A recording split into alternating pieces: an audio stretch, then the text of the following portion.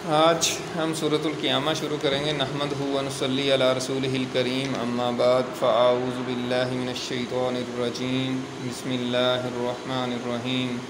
رب اشرح لی صدری ویسر لی امری واحلل عقدۃ من لسانی یفقہوا قولی۔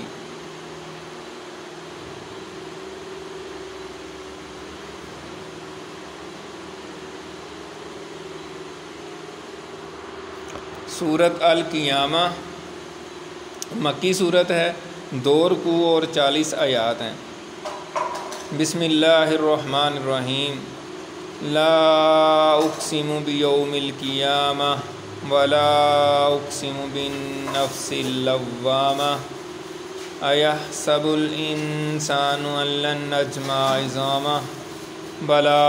قادرین علی ان نسوی بنانا۔ صدق اللہ العظیم۔ مکی صورتوں کا ہم جیسا کہ پہلے بھی پڑھ چکے ہیں کہ ان کا جو اسلوب ہے، جو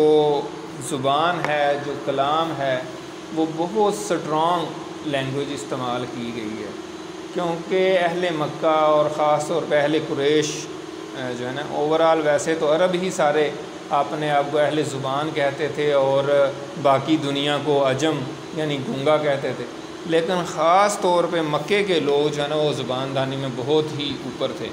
تو اس وجہ سے جو مکی صورتیں ہیں ان میں کلام کا بہت زور ہے، بہت ہائی لینگویج استعمال کی گئی اور اس کا فلو بھی بہت تیز ہے۔ تو یہ اسی طرح کی ایک صورت ہے جو ایک انتہائی خوبصورت اور انتہائی ایک اس میں نظم ہے، اس میں ردم ہے، اس میں موسیقیت ہے،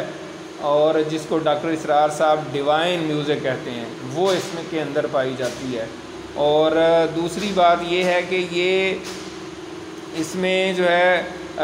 قیامت کا ذکر ہے، سورۃ القیامہ، یعنی یہ صرف نام ہی نہیں، اس میں مضمون بھی قیامت کا ہی ذکر کیا گیا ہے۔ تو دوسرا اس میں ایک اہم پہلو جو ہم پہلے بھی بات کرتے رہتے ہیں وہ یہ ہے کہ اوورال قرآن پاک کا ہی سارا خطاب کا انداز ہے، یعنی یہ بیسیکلی بعض مفسرین کہتے ہیں کہ یہ سمجھنے کہ اللہ تعالیٰ کے کچھ خطابات ہیں، یعنی کوئی ایک لیکچر کہیں ہوتا ہے تو وہ ایک تقریر کی جاتی ہے جیسے، تو اسی سے پھر آپ صلی اللہ علیہ وآلہ وسلم کی سنت بھی جیسے خطاب کی ہوتی تھی کہ ایک جب آپ صلی اللہ علیہ وآلہ وسلم خطاب کرتے تھے تو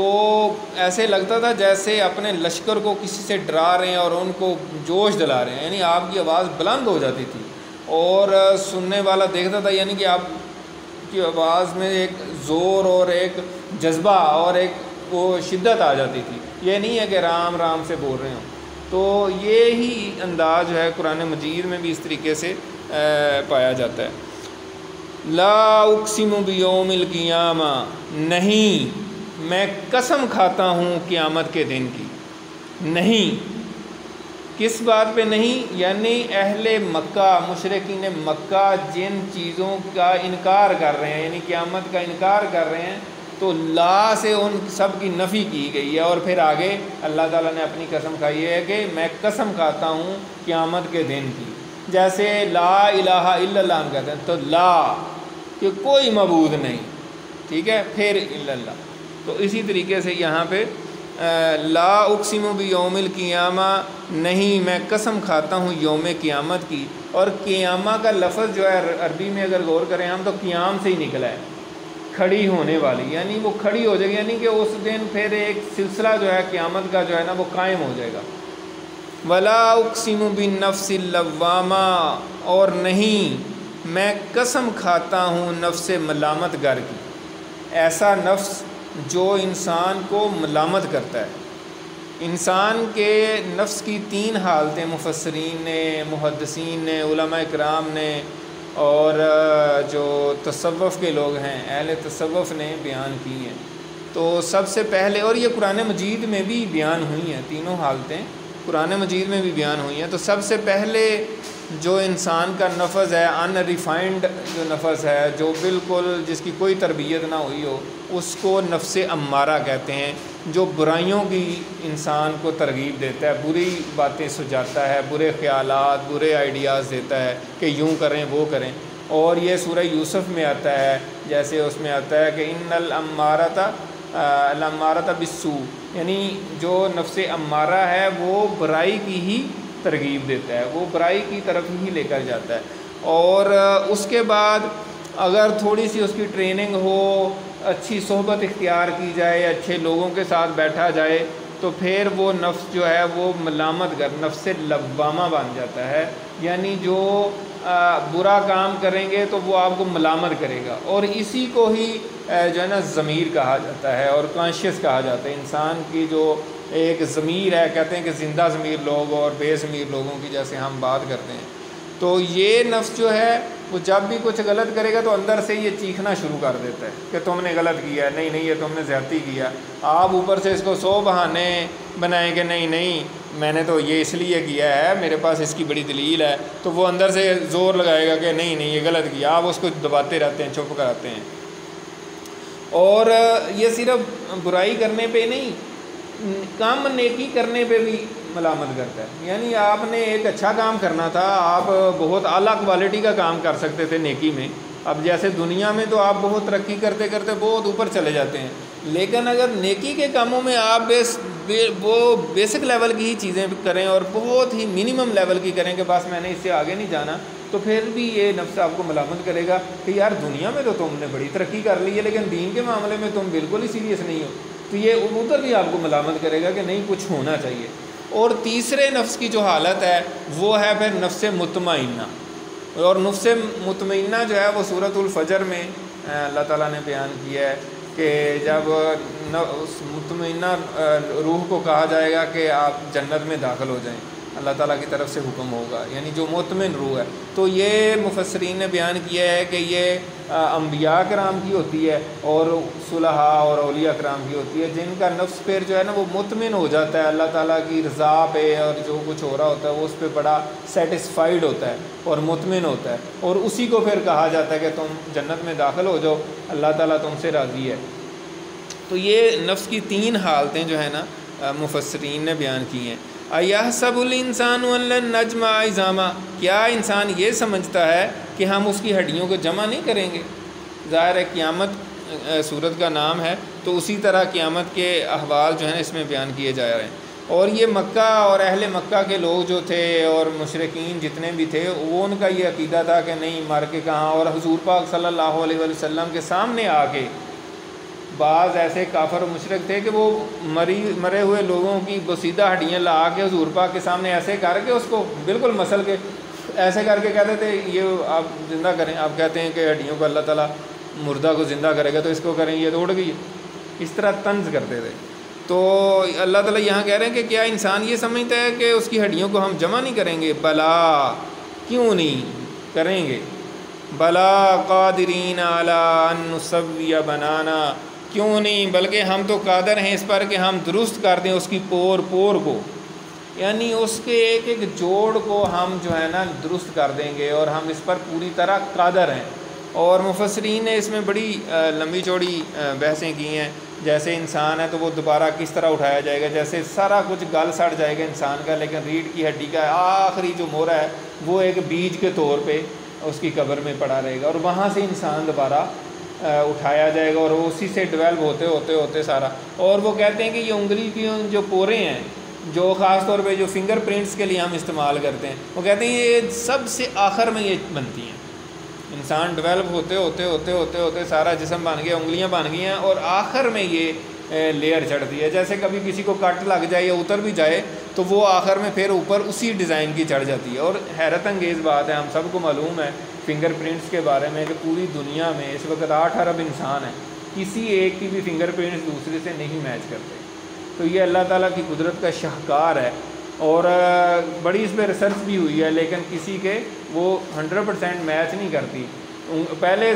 کہتے تھے کہ انگوٹھوں کے نہیں میچ کرتے، شروع میں تو انگوٹھے ہی لگانے کا ہی رواج تھا، لیکن اب جو ہے نا باقی انگلیوں کا بھی چیک کیا ہے تو وہ میچ نہیں کرتی۔ تو یہاں پہ یہ اللہ تعالیٰ کہہ رہے ہیں کہ ہم اس کے پور کو درست کر دیں گے، بل یرید الانسان لیفجر امامہ، بلکہ انسان یہ چاہتا ہے کہ وہ فسق و فجور آئندہ بھی کرتا رہے،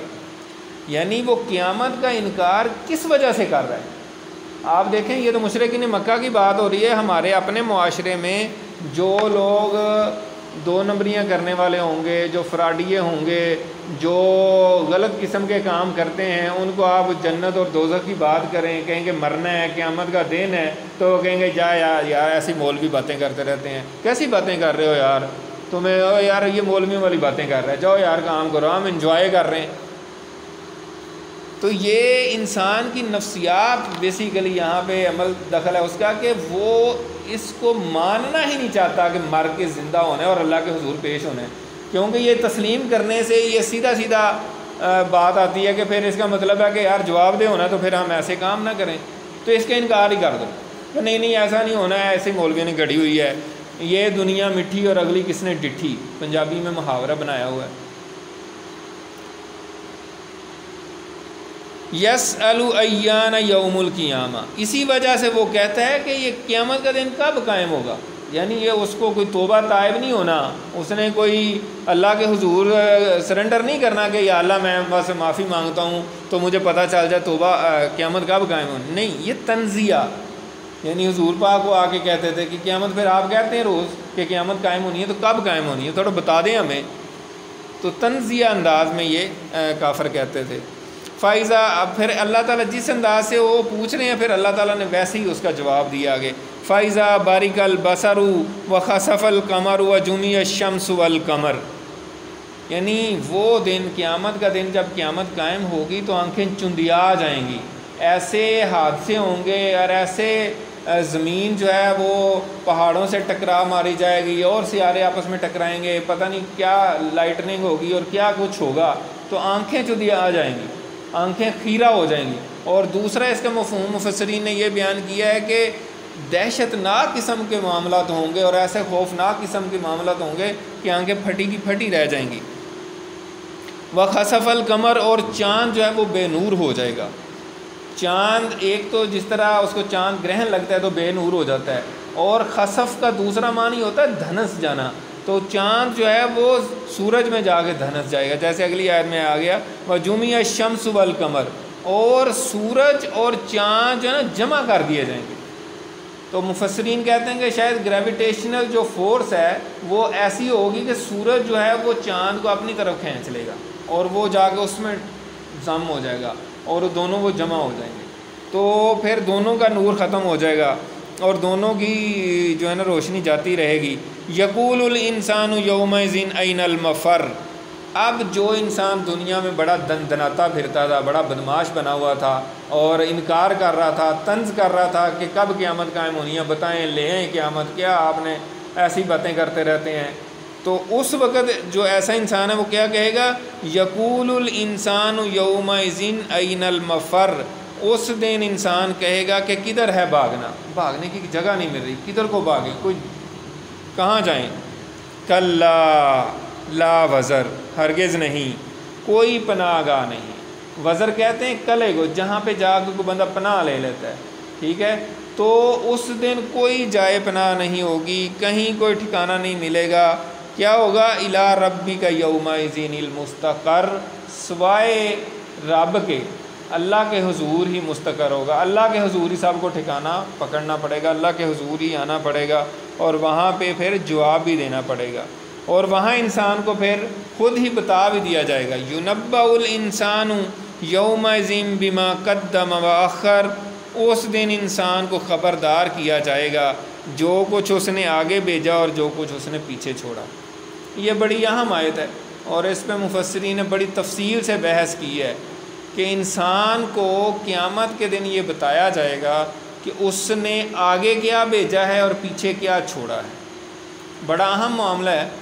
کہ ہم آج دنیا میں ہمارے بینک ہیں، ہمارے اب بینک اکاؤنٹس ہیں، اس میں ہمارا پیسہ جمع ہوتا ہے تو ہم کہتے ہیں یہ میں نے جمع کیا ہے، تو آخرت کا بھی ایک اکاؤنٹ ہے، تو اس میں جو ہماری نیکیاں جمع ہو رہی ہیں، جس طرز کی ہم نیکیاں کر رہے ہیں، اللہ کے دین کی تبلیغ کر رہے ہیں، اللہ کے دین کی نشر و اشاعت کر رہے ہیں، اللہ کے دین کو پھیلا رہے ہیں، اللہ کی مخلوق کی خدمت کر رہے ہیں، عبادات کر رہے ہیں، ذکر کر رہے ہیں، اذکار کر رہے ہیں، وہ سارے اس اکاؤنٹ میں جمع ہوتے جا رہے ہیں۔ تو یہ تو انسان نے آگے بھیج دیا، اور جو اس نے پیچھے چھوڑا ہے، پیچھے کیا چھوڑا ہے، اب اگر اس نے کوئی ایسا انسٹیٹیوٹ بنا دیا ہے، کوئی ادارہ بنایا ہے جس میں اللہ کے دین کی لوگ تعلیم حاصل کرتے رہیں، تو یہ ایک اس کے پیچھے چھوڑنے والی بڑی اچھی چیز ہے، جس کا ثواب اس کو مسلسل پیچھے سے جاتا رہے گا اس کے فوت ہونے کے بعد بھی، صدقہ جاریہ جس کو کہتے ہیں۔ اسی طریقے سے اگر اس نے اچھی اولاد چھوڑی ہے، اس کی اچھی تربیت کی ہے، اس کو اللہ اور اللہ کے رسول کی تعلیمات دی ہیں، تو وہ بعد میں جب تک بھی وہ اس دین پہ عمل کریں گے، دوسروں کو سکھائیں گے، دوسروں کو بتائیں گے، تو اس کا بھی ثواب جو ہے وہ اس کے اکاؤنٹ میں جاتا رہے گا۔ اور یہ صرف اس کی اولاد نہیں، پھر اس کی اولاد کی آگے اولاد، اگر اس کے بچے ہیں وہ ان کی اچھی تربیت کرتا ہے، ان کو دین سکھاتا ہے اور وہ دین پہ کام کرتے ہیں، تو وہ جتنا دین پہ کام کریں گے اور ان کا جو ثواب ملے گا وہ بھی اس کے اکاؤنٹ میں جائے گا، اور پھر وہ اپنی اولادوں کو اور وہ اپنی اولادوں کو آگے چلتا جائے گا سلسلہ، قیامت تک جتنا بھی وہ سلسلہ آگے چلتا جائے گا، سب کا ثواب جو ہے اس کے اکاؤنٹ میں جمع ہوتا جائے گا۔ یہ سارا کچھ وہ پیچھے چھوڑا اس نے۔ اسی طرح اور کوئی فلاحی کام کر دیا، جیسے کہتے ہیں جی آپ کوئی سبیل لگا دیں، کوئی نلکا لگا دیں، کوئی سکول بنا دیں۔ اب سکول ہے، یونیورسٹی ہے، یہ بہت بڑا خیر کا کام ہے، آپ اس میں اگر اچھی تعلیمات دیں لوگوں کو، اسی طرح انسٹیٹیوٹ کوئی بنائیں، درس بنا دیں کوئی، یعنی مدرسہ بنا دیں، تو جو کوئی بھی خیر کے مختلف ڈائمینشنز ہو سکتی ہیں، جو کچھ بھی آپ دنیا میں ایسا بنا کے چھوڑ جائیں جس سے بعد میں اللہ کے دین کو فائدہ ہو، اللہ کی مخلوق کو فائدہ ہو، تو وہ بھی آپ کے اکاؤنٹ میں جمع ہوتا جائے گا۔ تو یہ ہے بیما قدم واخر کے جو کچھ انسان نے آگے بھیجا اور جو کچھ اس نے پیچھے چھوڑا۔ بل الانسان علی نفسہ بصیرہ، اب قیامت کا منظر بات ہو رہی ہے، تو یہاں کہا جا رہا ہے کہ بلکہ انسان اپنے نفس پر خوب شاہد ہے، یعنی اس کو کوئی اور گواہ پیش کرنے کی ضرورت نہیں ہے، ایکچولی وہ خود جانتا ہے اس نے کیا کیا۔ اب بچہ ہے آپ کا، اسکول جاتا ہے، اس کے ایگزام ہو رہے ہیں، پیپر دے کے آتا ہے، تو آپ پوچھتے ہیں کیسا ہوا پیپر، تو کئی کہہ رہے ہیں نہیں رزلٹ آئے گا پتہ چلے گا، لیکن اس اسٹوڈنٹ کو اچھا پتہ ہوتا ہے کہ میں کیا کر کے آیا ہوں۔ یہ نہیں ہوتا کہ اس کو پتہ نہیں، اس کو پتہ ہے میں کیا میرے کرتوت رہے ہیں، میں نے کتنے سوال کیے ہیں، کتنے غلط کیتے ہیں، کتنے ٹھیک کیے ہیں، کتنی غلطیاں کی ہیں، اس کو پتہ ہوتا خوب۔ تو اسی طرح انسان بھی اپنے نفس کے اوپر بصیرہ ہے، یعنی وہ جانتا ہے کہ میں نے کیا دنیا میں کام کیے ہیں، کیا اعمال کیے ہیں، تو وہ پھر قیامت کے دن اس کو اس کا جواب دینا پڑے گا۔ وَلَوْ أَلْقَىٰ مَعَاذِيرًا، اور اگرچہ وہ معذرتیں پیش کرے، بڑے دلائل دے، تو اس سے کام نہیں چلے گا۔ یعنی وہ دلائل دیتا پھر نہیں یا اللہ میں اصل میں نا بڑا بیزی ہوتا تھا، اس لیے میں نا بس دین کا کوئی کام نہیں کر سکی، مگر میں بیزی بہت تھا، تو کوئی اس طرح کی دلیل نہیں پیش آئے گی۔ یعنی اپنے آپ کو وہ بڑا سیٹسفائی دنیا میں تو کرتا ہے، اس کے پاس بڑے دلائل ہیں، اگر آپ اس سے بات کریں نا آپ کا منہ بند کر دے گا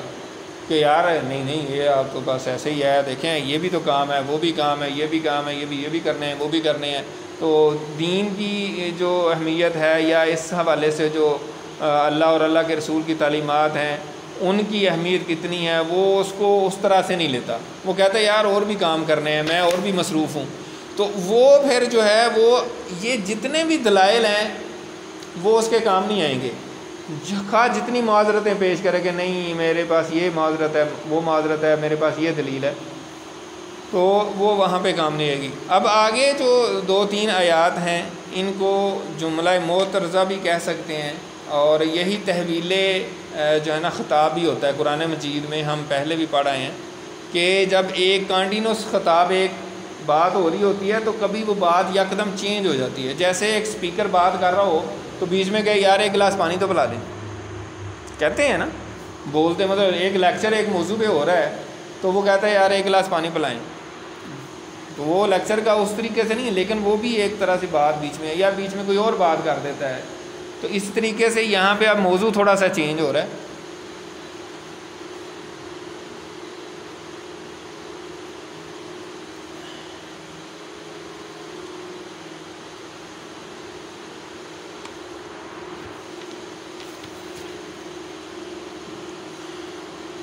لا تحرک به لسانک لتعجل به، یہ نبی اکرم صلی اللہ علیہ وآلہ وسلم سے ارشاد ہے، اور یہ بخاری شریف کی صحیح حدیث ہے، اور سورۃ القیامہ کی تفسیر میں کتاب التفسیر میں بیان کی گئی ہے کہ نبی اکرم صلی اللہ علیہ وآلہ وسلم جب وحی اترتی تھی تو جبرائیل علیہ السلام جب قرآن مجید پڑھتے تھے تو آپ بھی تیزی سے جلدی جلدی پڑھتے تھے ساتھ ساتھ، تاکہ کوئی لفظ بھول نہ جائے۔ تو آپ کو بہت مشقت کرنی پڑتی تھی، یعنی دوہری مشقت کا سامنا تھا، اور اس کا اثر بھی آپ کی چہرے پہ لوگوں کو نظر آ جاتا تھا کہ آپ کافی جو ہے نا اس مشقت سے گزر رہے ہیں۔ تو اللہ تعالیٰ نے اپنے محبوب صلی اللہ علیہ وسلم پر نظر کرم فرمائی اور کہا کہ لا تحرک بہ لسانک لتعجل بہ، آپ اپنی زبان کو، اس قرآن کو جلدی جلدی پڑھنے میں نہ ہلایا کریں، یعنی آپ جلدی نہ کریں زبان کو ہلانے میں۔ ان علینا جمعہ و قرآنہ، یقیناً ہمارے ذمہ ہے اس قرآن مجید کا آپ کے دل میں جمع کر دینا بھی اور اس کو پڑھوا دینا بھی، یعنی آپ کی زبان سے پڑھا دینا، یعنی یہ ہمارے ذمہ رہا کہ وحی آئے گی آپ کو سنائی جائے گی، بس آپ نے کچھ نہیں بولنا، یاد بھی نہیں کرنے کی ضرورت، خود ہی ہم آپ کے دل میں جمع بھی کر دیں گے اور یہ آپ کو یاد بھی ہو جائے گا، آپ خود ہی پھر پڑھ لیں گے۔ تو یہ ہمارے ذمہ رہا، یہ اللہ تعالیٰ نے کہا۔ اس کے بعد پھر آپ صلی اللہ علیہ وسلم نے ساتھ پڑھنا چھوڑ دیا۔ فَإِذَا قَرَأْنَاهُ فَاتَّبِعْ قُرْآنَهُ، پس جب ہم اس کو پڑھ لیں تو آپ اس کی پیروی کیجیے، یعنی اللہ تعالیٰ کہہ رہے ہیں تو یعنی اللہ تعالیٰ کا آگے فرشتہ جو ہے جب وہ آپ کو پڑھ کے سنا رہا ہو تو پھر آپ اس وقت کیا کریں، خاموش رہیں، اور جب وہ پڑھ لے تو پھر آپ بعد میں پڑھ لیں، اس کا یہ مطلب ہے۔ ثم ان علینا بیانا، پھر یقیناً ہمارے ذمے ہے اس کا واضح کرنا۔ یہ بھی بڑی اہم آیت ہے کہ یہ بھی اللہ تعالیٰ نے اپنے ذمے لیا ہے، یعنی قرآن مجید کا واضح کرنا بھی اللہ کے ذمے ہے، اس کی وضاحت کرنا، اس کی تفسیر کرنا، اس کی تشریح کرنا بھی اللہ نے اپنے ذمے لیا ہے۔ اور قرآن مجید کی تفسیر کیا ہے؟ احادیث، سنت رسول صلی اللہ علیہ وسلم، جو آپ صلی اللہ علیہ وسلم اس کو ایکسپلین کریں گے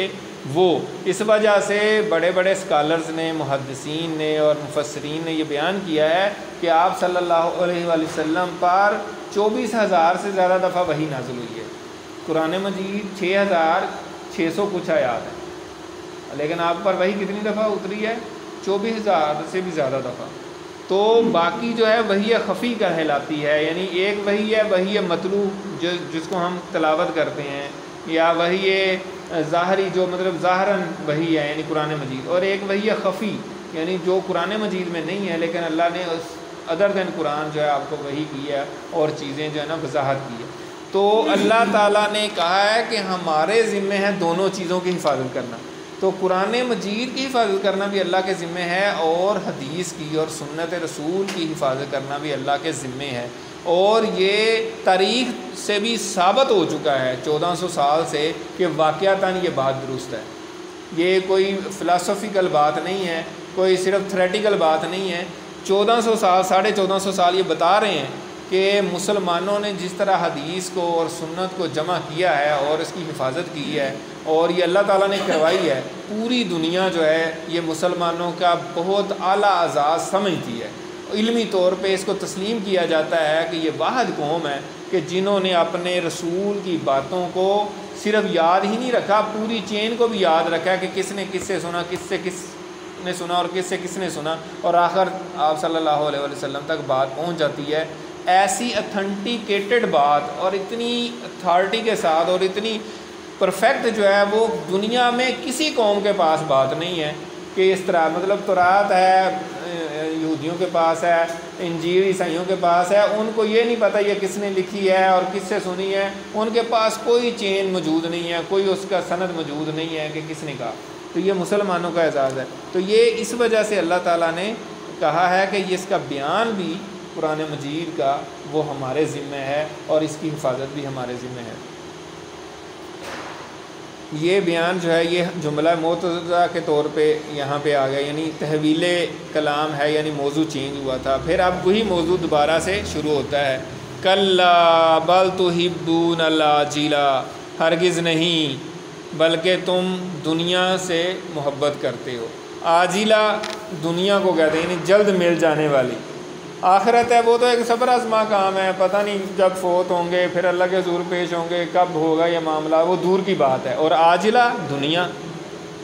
تو عام طور پہ انسانوں کا یہی معاملہ ہوتا ہے کہ وہ دنیا سے محبت کرتے ہیں، ان کو بس دنیا نظر آ رہی ہوتی ہے اور اسی میں وہ کھبے رہتے ہیں اور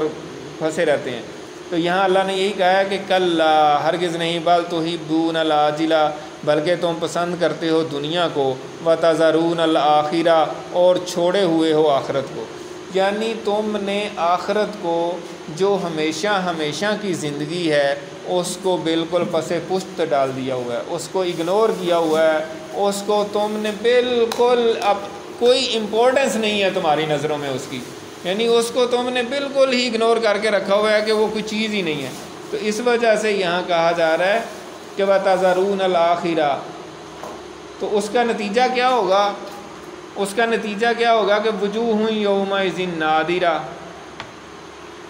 کہ اس دن، قیامت کے دن، کچھ چہرے جو ہیں وہ تر و تازہ ہوں گے، دونوں کیٹیگریز ہوں گی، اور کچھ چہرے جو ہیں نا وہ بالکل یعنی کہ اداس، پریشان حال، اور بالکل ان کے جو ہے نا چہرے اترے ہوئے ہوں گے، زرد ہوں گے، پیلے ہوں گے، دونوں کی بات بتائی جا رہی ہے۔ وجوہ یومئذ ناظرہ، کئی چہرے اس دن تر و تازہ ہوں گے، الی ربہا ناظرہ، وہ اپنے رب کی طرف دیکھ رہے ہوں گے۔ اب یہاں پہ حدیث کا مفہوم بھی آ جاتا ہے جو بڑی مشہور، آپ لوگ اکثر سنتے بھی ہیں اور شیئر بھی کرتے رہتے ہیں، وہ یہ ہے کہ اس کا مفہوم یہ ہے، نضر اللہ، الفاظ ہیں کہ اللہ تعالیٰ اس شخص کے چہرے کو تر و تازہ رکھے جو میری حدیث سن کے آگے بیان کرتا ہے یا آگے کسی کو بتاتا ہے۔ تو حدیث کو، آپ صلی اللہ علیہ وسلم کی بات کو آگے بیان کرنا، آگے بتانا، یہ بہت ہی فضیلت کی بات ہے۔ آپ نے اس شخص کے چہرے کو تر و تازہ رہنے کی دعا دی ہے، اور اسی طریقے سے آپ صلی اللہ علیہ وسلم کی جو دوسری حدیث ہے کہ بلغوا عنی ولو آیا، کہ میری طرف سے اگر ایک آیت بھی ملے تو وہ آگے پہنچا دو۔ اس کے لیے آپ کا بہت بڑا اسکالر ہونا، بہت بڑا عالم دین ہونا، کوئی 8 سال کا درس نظامی کا کورس کیا ہونا ضروری نہیں ہے۔ کوئی بھی چھوٹی سی بات، کوئی بھی حدیث، کوئی بھی آیت، کوئی بھی حکمت کی بات اگر آپ کو پتہ چلی ہے تو وہ آگے آپ بتا سکتے ہیں، اور بتانی چاہیے، یہ اللہ کے رسول کا حکم ہے۔ اور اسی وجہ سے آپ صلی اللہ علیہ وسلم نے کہا ہے کہ اللہ تعالیٰ اس شخص کے چہرے کو تر و تازہ رکھے جو میری حدیث سن کے آگے پہنچاتا ہے۔ اب یہ تو وہ لوگ ہوں گے جن کے چہرے تر و تازہ ہوں گے، اپنے رب کی طرف دیکھ رہے ہوں گے، جنہوں نے کوئی رب کے لیے کام کیا ہوگا، جنہوں نے اس کے دین کے لیے، اس کی مخلوق کے لیے کچھ کنٹریبیوشن کی ہوگی دنیا میں۔ اور دوسرے چہرے جو ہیں جنہوں نے بے ایمانیاں کی ہیں، 2 نمبریاں کی ہیں، فراڈ کیا ہے اور اس طرح کے کام کیے ہیں، وَوُجُوهٍ يَوْمَئِذٍ بَاسِرَةٍ، اور کئی چہرے اس دن بے رونق ہوں گے، زرد پڑ رہے ہوں گے، اور ان کے چہرے پہ ہوائیاں اڑ رہی ہوں گی، یعنی بالکل سیاہ پڑ رہے ہوں گے، اس طرح ان کی صورت حال ہوگی۔ تَظُنُّ أَن يُفْعَلَ بِهَا فَاقِرَةً، اور وہ یقین کر کے بیٹھے ہوں گے کہ ان کے ساتھ کمر توڑ معاملہ کیا جائے گا، ان کی کمر ٹوٹ جائے گی۔ کیوں؟ کیونکہ جہنم ان کے سامنے نظر آ رہی ہوگی اور وہاں پہ جہنمیوں کو پھینکا جا رہا ہوگا۔ تو جب یہ صورتحال ہوگی تو ظاہر سی بات ہے ان کو پھر پتہ چل جائے گا کہ اب تو ہمارے ساتھ بھی یہی ہونا ہے، اور وہ یقین کر لیں گے، ان کو پتہ چل جائے گا کہ اب ہمارے ساتھ بھی کمر توڑ جو ہے نا معاملہ ہوگا۔ فاقرہ کہتے ہیں جس سے کمر ٹوٹ جائے۔ آپ دیکھیں نا کہ محاورہ استعمال کرتے ہیں، یار اس نے تو کمر توڑ دی ہے۔ جب انسان پہ زیادہ مصیبت آتی ہے، زیادہ پریشانی آتی ہے، زیادہ غم آتا ہے تو کہتا ہے یار اس نے تو میری کمر توڑ کے رکھ دی ہے۔ جب بہت بڑا کوئی حادثہ ہوتا ہے کسی کا، یا کسی کا کوئی خدا نہ خواستہ کوئی مطلب اولاد میں سے کوئی فوت ہو جاتا ہے، یا اور کوئی بڑا حادثہ ہو جاتا ہے، جیسے بزنس کسی کا ہے اور یکدم کولیپس کر جاتا ہے، کوئی ایسا واقعہ ہو جائے تو کہتے ہیں اس نے تو میری کمر توڑ دی ہے۔ تو قیامت کے دن ایسے لوگوں کے ساتھ معاملہ ہوگا کہ وہ کہیں گے کہ اس نے تو میری کمر توڑ دی ہے۔ کلا اذا بلغت التراقیہ، ہرگز نہیں، جب پہنچ جائے گی روح ہنسلی تک، یعنی جب انسان کی جان نکلنا شروع ہو جائے گی اور جان ہنسلی تک آ جائے گی تو کیا ہوگا؟ وکیل من راق، تو کہا جائے گا کہ کوئی دم درود کرنے والا ہے، یعنی سارے ڈاکٹروں نے جب جواب دے دیا ہوگا، سارے طبیبوں نے جب جواب دے دیا ہوگا، ہر طرف سے مایوس ہو چکا ہوگا انسان، تو پھر اس کے جاننے والے رشتہ دار جو دائیں بائیں ہوں گے وہ کہیں گے یار کوئی دم درود کرنے والا، کوئی جھاڑ پھونک کرنے والا، کوئی کسی سے دم کو یار کرے، کوئی اس کو پڑھ کے پھونکے، کوئی شاید واپس آ جائے۔ تو مفسرین نے لکھا ہے کہ عربوں میں یہ ہوتا تھا، جب بالکل ناامید ہو جاتے تھے نا، پھر وہ دم درود والوں کو ڈھونڈتے تھے کہ یار کسی کو بلاؤ، کو اس کے اوپر کوئی ایسا دم پڑے کہ یہ بچ جائے. تو ایسا تو نہیں ہوتا. اور جس کی جان نکل رہی ہوگی وہ کیا کرے گا؟ سوچ رہا ہوگا وَظَنَّ أَنَّهُ الْفِرَاقُ، اور وہ یقین کرے گا کہ اب فراق کا وقت آ گیا ہے، اب جدائی کا وقت ہے، اب میں نے جانا ہے، اب میرا جانے کا وقت آ گیا. اس کو یقین ہو جائے گا. ظاہر سی بات ہے جب روح ساری نکل گئی، انسری تک آ چکی ہے، تو اس کو پتہ چل جائے گا کہ اب جدائی کا وقت ہے. اب یہ میں نے جو اتنی بہترین بلڈنگ بنائی تھی خوبصورت 10 منزلہ، اس کو چھوڑ کے جانا ہے. یہ جو میری پراڈو باہر کھڑی ہے اس کو بھی میں نے چھوڑ کے جانا ہے، اور یہ جو میں نے بینک بیلنس رکھا ہوا تھا اس کو بھی چھوڑ کے جانا ہے. تو اب میری جدائی کا وقت ہے. یہ جو میری اولاد ہے اس کو بھی میں نے چھوڑ کے جانا ہے. تو سارا کچھ جو ہے نا ادھر رہ جانا ہے. اس کو یقین ہو جائے گا کہ اب جدائی کا وقت آ گیا ہے اور اب میں جا رہا ہوں. وَالْتَفَّتِ السَّاقُ بِالسَّاقِ، اور لپٹ جائے گی پنڈلی پنڈلی کے ساتھ. اس کی 2 تفسیریں کی گئی ہیں. ایک تفسیر مفسرین نے یہی کی ہے کہ جب بندے کی جان نکلتی ہے تو ٹانگوں کی طرف سے نکلتی ہے اور آہستہ آہستہ ادھر سے نکلتے نکلتے پھر یہاں تک پہنچتی ہے. تو ٹانگیں جو ہیں، جو پنڈلیاں ہیں، وہ پھر ان کنٹرول، وہ ظاہر کنٹرول تو نہیں کر، جان نکل گئی ہے تو وہ پنڈلی کے ساتھ لپٹ رہی ہوتی ہے اس ٹائم، اور اس کو بڑا مشکل سے کنٹرول کیا جاتا ہے. بعض لوگ پھر اس کو باندھ دیتے ہیں، ورنہ وہ کدھر کو مرضی چلی جاتی ہیں. تو ایک تو یہ مفہوم ہے. دوسرا مفہوم یہ لیا ہے مفسرین نے، وہ کہتے ہیں کہ تکلیف سے پھر تکلیف بڑھتی جائے گی، یعنی ایک مصیبت سے دوسری، دوسری سے تیسری، انکریزنگ ٹرینڈ ہوگا مصیبتوں کا، پریشانیوں کا، غموں کا، دکھوں کا، بڑھتی جائیں گی ایسے لوگوں کی جنہوں نے اچھے کام نہیں کیے ہوں گے اور گناہ کے کام کیے ہوں گے، اللہ کے حکموں کو نہیں مانا ہوگا، اور جن چیزوں کا اللہ نے حکم دیا تھا وہ نہیں کیے ہوں گے. وَالْتَفَّتِ السَّاقُ بِالسَّاقِ إِلَىٰ رَبِّكَ يَوْمَئِذٍ الْمَسَاقُ، اور آپ کے رب ہی کی طرف ہوگا اس دن چلنا. یعنی اس دن ہر چیز کو گھیر گھار کے ہر انسان کو جو ہے نا اللہ کے حضور لایا جائے گا ہانک کے. ساق جو ہے نا وہ ہانکنے سے مراد، یعنی چلنا اور ہانکنا بھی اس میں آتا ہے. یعنی اور بعض احادیث میں آتا ہے کہ انسانوں کو ہانک کے اس حشر کے میدان میں لایا جائے گا جہاں پہ ان کا پھر فیصلہ کیا جائے گا اور وہاں پہ سب کا حساب کیا جائے گا. اور ایک حدیث ہے اس میں آتا ہے کہ اللہ تعالیٰ سے آسان حساب کی دعا کرو، اللہم حاسبنا حسابا یسیرا. تو حضرت عائشہ رضی اللہ تعالیٰ عنہ نے پوچھا کہ اس کا کیا مطلب تھا؟ آپ نے فرمایا کہ جس کا حساب لیا گیا نا تو وہ مشکل میں پڑ گیا. جس سے یہ پوچھ لیا گیا نا کہ یہ تم نے کیوں کیا اور یہ کیوں کیا اور یہ کیوں نہیں کیا، تو وہ تو مشکل میں پڑ گیا. تو اللہ تعالیٰ سے بے حساب، یعنی اللہ تعالیٰ سے آسان حساب مانگے، یعنی جس سے حساب ہی نہ لیا جائے. جس سے حساب لیا گیا، جس سے پوچھا گیا کہ ایکسپلین کریں اپنی زندگی کا ہر لمحہ ذرا ایکسپلین کریں نا، کیسے وقت گزارا ہے، تو اس وقت پھر وہ مشکل میں پھنس جائے گا. اب ہمارا حال دیکھیں، میرے سمیت ہم سب ایسے ہی ہیں کہ ہم ہفتے میں ایک دن ہمارے لیے نکالنا اللہ کے دین کے لیے مشکل ہوتا ہے. ایک دن جو ہے، ایک دن کا 1 گھنٹہ ہفتے میں کتنا مشکل ہے. ہم اتنے مصروف ہیں، ہمیں دنیا کی اتنی ہم مگن ہو گئے ہوئے ہیں، ڈوب گئے ہوئے ہیں، اور ہمیں بس ہمارا بالکل سر بھی نہیں نظر آ رہا، اتنا ہم ڈوبے ہوئے ہیں.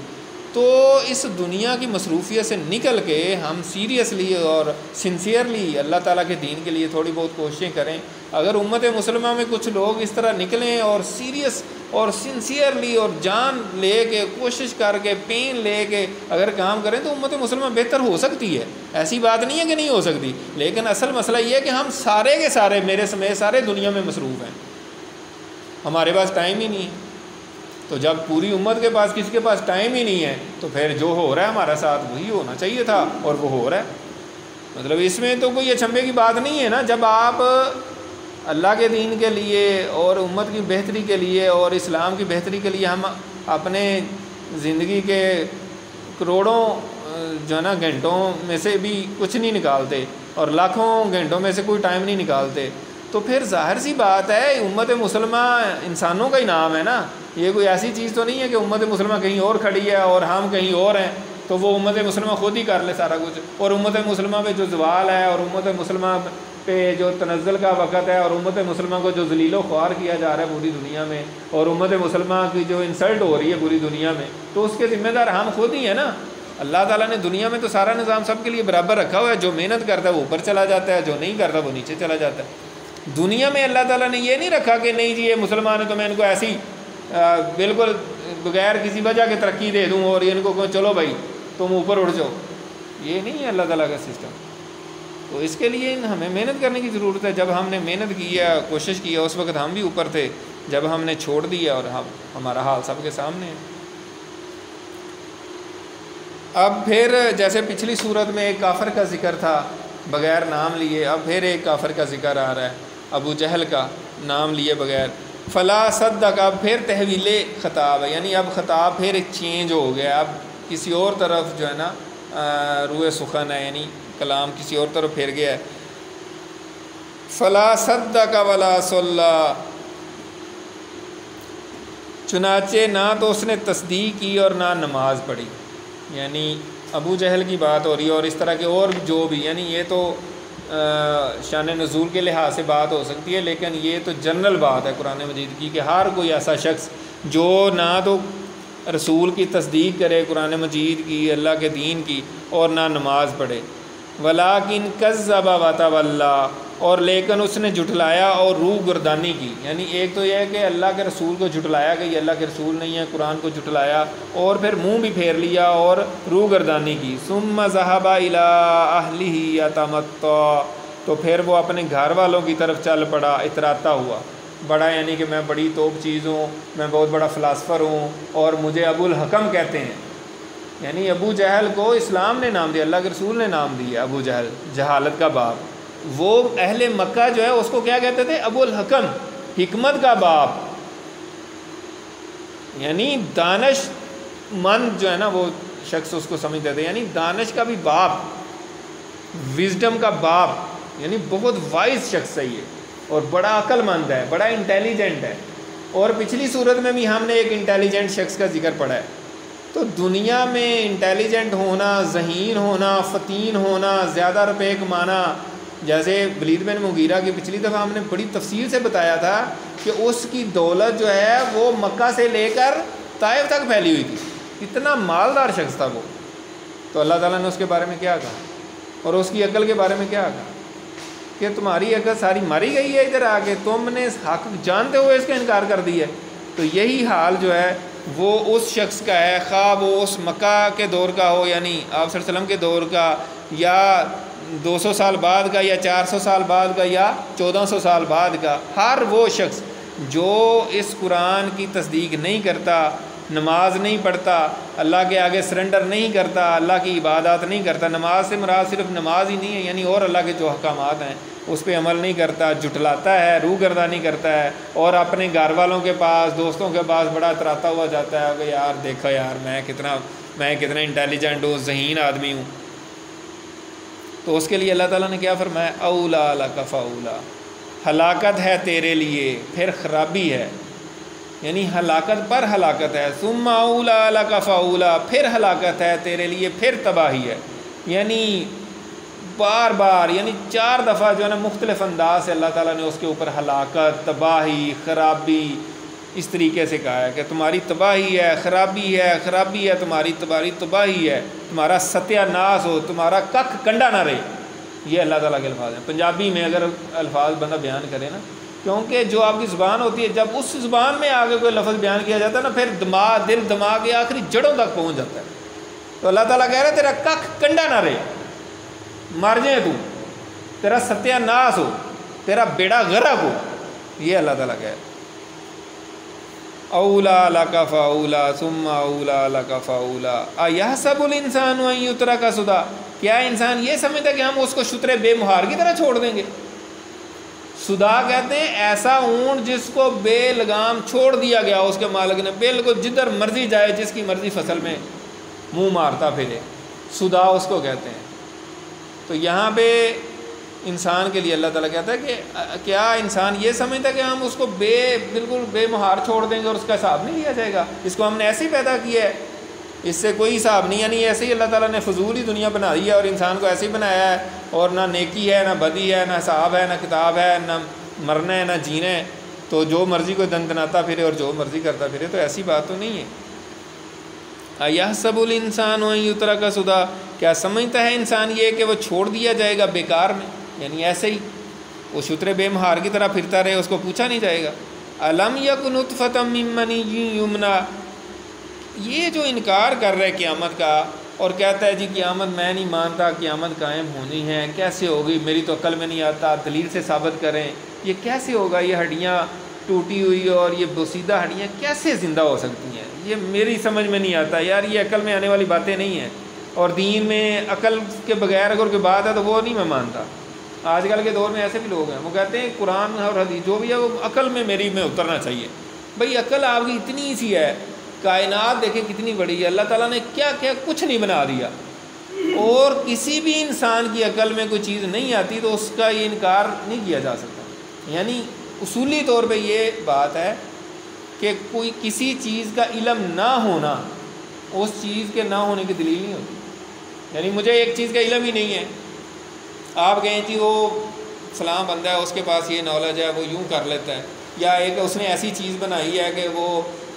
ایسا ایسا کام کر لیتی ہے جو کہ عام بندے کی سمجھ میں نہ آئے، میں کہوں کہ یار میری تو عقل نہیں مانتی، میری عقل نہیں مانتی تو مجھے اپنی عقل کا علاج کروانا چاہیے نا، میری عقل ابھی اتنی ہے ہی نہیں ہے کہ وہ اس کو سمجھ سکے، اب اس کا میں انکار تو نہیں کر سکتا۔ تو یہ ایک فلاسفیکل لوگ جو نے ایک بات بنائی ہوتی ہے کہ میری عقل نہیں مانتی، تمہاری عقل ہے کتنی، تو یہ بھی ایک بڑا مسئلہ ہے۔ تو یہاں پہ یہی وہ اس کا بتایا جا رہا ہے کہ علم یکن نطفتن، کیا وہ ایک منی کا قطرہ نہیں تھا، من منی یمنا جو ٹپکایا جاتا ہے رحم میں، ٹھیک ہے، یہ ساری حقیقت ہے انسان کی، خواہ وہ جتنا مرضی بڑا بزرگ ہو کوئی بھی ہو۔ ثم کان علاقۃ فخلق فسویٰ، پھر وہ ہو گیا جمع ہوا خون، پھر اللہ نے اس کو ٹھیک ٹھیک پیدا کیا۔ تو جب تم کچھ نہیں تھے، ایک پانی کی بوند تھے، تو تمہیں انسان بنا دیا اللہ تعالیٰ نے، اور اتنا تم قد کاٹ تمہارا بن گیا، اور تم اب جو ہے نا بازاروں میں پھر رہے ہو، چل رہے ہو، تمہیں ٹھیک ٹھیک بنا دیا ہے، اور اب تم کہہ رہے ہو کہ نہیں جی یہ ہڈیاں وہ سیدھا کیسے زندہ ہوں گی۔ بھائی پہلے بھی تو کچھ نہیں تھا، اس کو اگر بنایا ہے تو دوبارہ کیوں نہیں بن سکتا؟ ایک دفعہ ڈیزائن کرنا مشکل ہوتا ہے، دوسری دفعہ ڈیزائن کرنا مشکل نہیں ہوتا۔ پہلی دفعہ کسی چیز کو پیدا کرنا مشکل ہے، دوسری دفعہ مشکل نہیں ہے۔ فَجَعَلَ مِنْهُ الزَّوْجَيْنِ الذَّكَرَ وَالْأُنثَىٰ، پھر بنایا اس نے اسی انسان سے جوڑا، یعنی مرد اور عورت کا، اللہ تعالیٰ نے مرد اور عورتوں کا یعنی جوڑا بنایا، اور انسان کو ایک دوسرے کا سپورٹیو بنا دیا۔ مرد اور عورت سے کمبینیشن سے انسان کا بیلنس جو ہے وہ بنتا ہے۔ اگر انسان مرد جو ہے وہ اکیلا ہی گھومتا رہے تو پھر بھی بیلنس خراب ہو جاتا ہے اس کا، اور اگر عورت بھی اکیلی ہی رہے ساری زندگی تو اس کا بھی بیلنس خراب ہو جاتا ہے۔ تو یہ اللہ تعالیٰ نے جوڑا بنا کے انسان کو کمپلیٹ کیا بیسیکلی۔ اسی لیے کہتے ہیں کہ جو ہے نا انسان مکمل تب ہی ہوتا ہے جب اس کی شادی ہوتی ہے، انسان مکمل تب ہوتا ہے جب اس کی شادی ہو جاتی ہے، اور پھر ایک جوڑے کے طور پہ جب انسان زندگی گزارتا ہے تو پھر ایک پرفیکٹ انسان کی جو ہے نا وہ علامت بن جاتا ہے۔ اسی لیے نبی اکرم صلی اللہ علیہ وسلم کی حدیث ہے کہ جس نے نکاح نہیں کیا وہ مجھ میں سے نہیں، النکاح سنتی، آپ نے فرمایا کہ نکاح میری سنت ہے، تو جس نے اس سے انکار کیا وہ مجھ میں سے نہیں ہے۔ تو اس وجہ سے اللہ تعالیٰ نے مرد اور عورت کا جوڑا بنایا ہے۔ الیس ذالک بقادر علی ان یحیی الموتیٰ، کیا وہ اللہ جس نے کچھ نہ ہونے سے،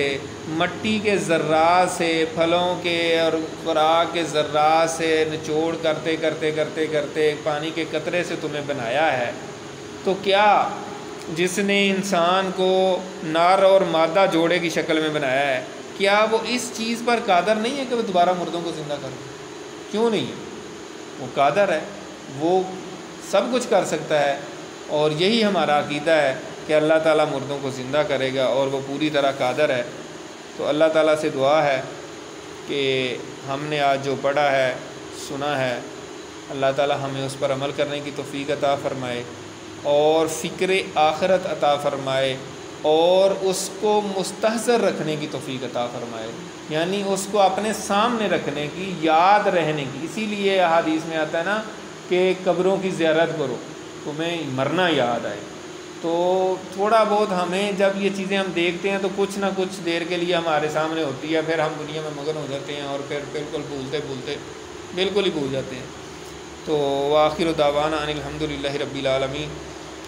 سبحانک اللہم و بحمدک نشہد ان لا الہ الا انت نستغفرک و نتوب الیک۔